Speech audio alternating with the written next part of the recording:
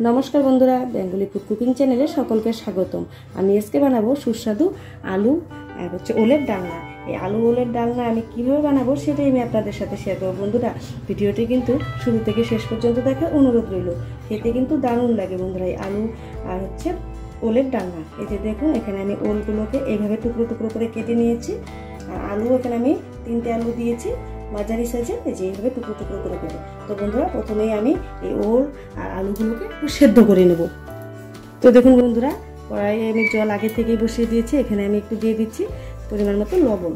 লবণ দিয়ে আমি এই কেটে ধুয়ে রাখা ওল আর আলুগুলোকে দিয়ে দিচ্ছি।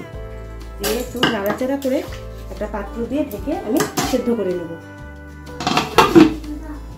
তো বন্ধুরা ওখানে ওল আর আলু আমি ওখানে বসিয়ে দিয়েছি সেদ্ধ হতে হতে আমি একটা মশলার পেস্ট গুলিয়ে নিচ্ছি। এখানে আমি দিয়ে দিচ্ছি প্রথমে লবণ। এখানে আমি 2 চামচ লবণ ব্যবহার করলাম।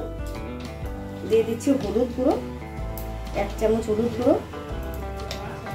দিয়ে দিচ্ছি এখানে জিরে গুঁড়ো 2 চামচ জিরে গুঁড়ো আমি এখানে ব্যবহার করলাম।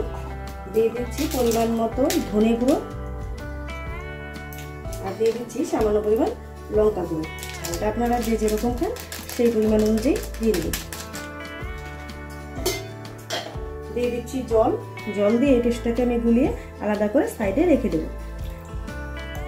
তো দেখুন বন্ধুরা পেস্টটা আমি জল দিয়ে যেভাবে নাড়াচাড়া চামচ দিয়ে নাড়াচাড়া দিয়ে আমি একটু গুলিয়ে এই ঢাকনাটা দিয়ে ঢেকে আমি একটু আলাদা করে সাইডে রেখে দেবো।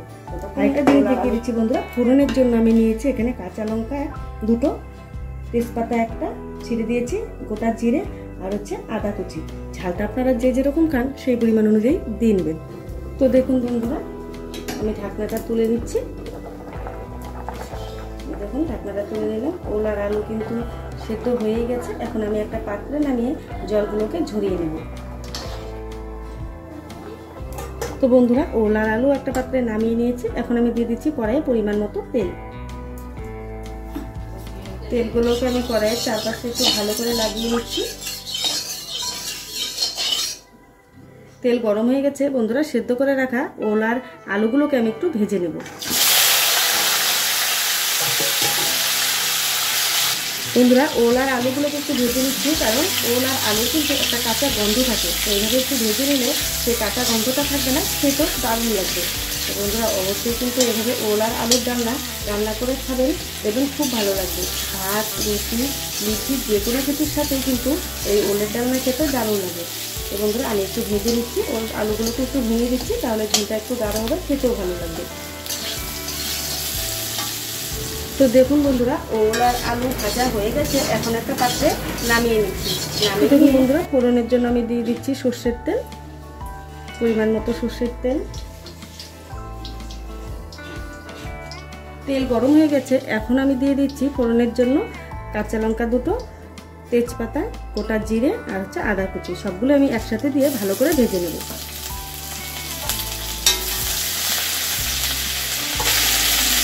তো দেখুন বন্ধুরা ফোড়ন ভাজা হয়ে গেছে। এখন আমি যে মশলার পেস্টটা জল দিয়ে গুলিয়ে রেখেছিলাম সেই পেস্টটাকে আমি দিয়ে মশলাটাকে ভালো করে ভেজে কষিয়ে নেব।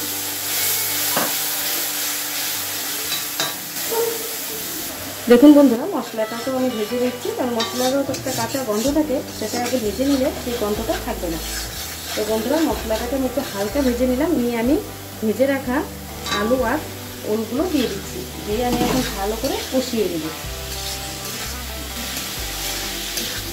তো দেখুন বন্ধুরা ওল আলু মশলা একদম কষানো হয়ে গেছে। এখন আমি দিয়ে দিচ্ছি জল, পরিমাণ মতো জল দিয়ে দিচ্ছি। জল দিয়ে আমি এখন ঝোলটাকে ভালো করে জাল করে নেব। তো দেখুন বন্ধুরা ওল আলুর ডালনা তৈরি হয়ে গেছে। এখন আমি দিয়ে দিচ্ছি সামান্য পরিমাণ ঘি। যে কোনো নিরামিষ সবজিতেই কিন্তু ঘি আর গরম মশলা না দিলে ভালো লাগে না খেতে, তাই একটু দিয়ে দিচ্ছি 1/2 চামচ গরম মশলা। দিয়ে আমি একটু ভালো করে নাড়াচাড়া দিয়ে নিচ্ছি। নাড়াচাড়া দিয়ে নিলাম। বন্ধুরা অবশ্যই কিন্তু এরকম ওল আলুর ডালনা বাড়িতে রান্না করে খাবেন, দেখবেন খুব ভালো লাগবে। ভালো লাগলে অবশ্যই একটা লাইক করবেন, শেয়ার করবেন আর সাবস্ক্রাইব করবেন।